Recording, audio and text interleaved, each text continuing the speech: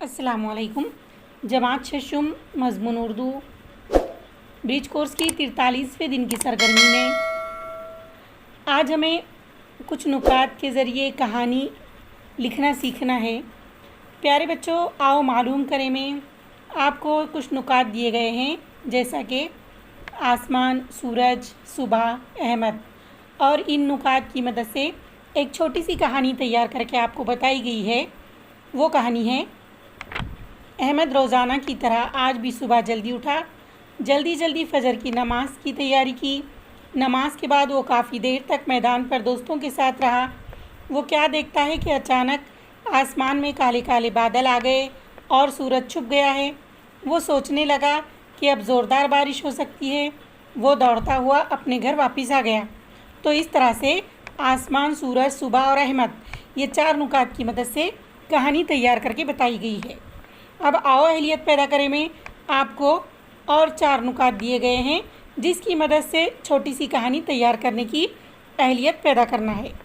तो वो नुकात हैं बाग, फूल, चिड़िया, बच्चा। चलिए हम उस पर एक कहानी तैयार करते हैं। एक दिन अहमद बाग की सैर को गया। वहाँ बहुत से पेड़ थे।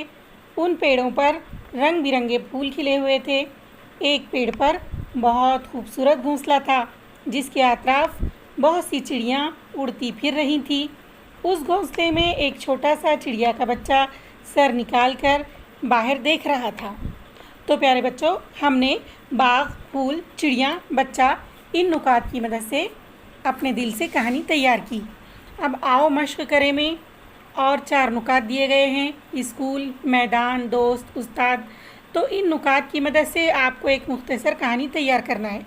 चलिए हम एक छोटी सी कहानी तैयार करते हैं। स्कूल का मैदान बहुत बड़ा और वसी था, जहाँ अहमद अपने दोस्त के साथ रोज़ाना खेलों की मश्क करता था और उनके उस्ताद उन दोनों की बेहतरीन रहनुमाई करते थे, जिससे अहमद बहुत अच्छा खिलाड़ी बन गया।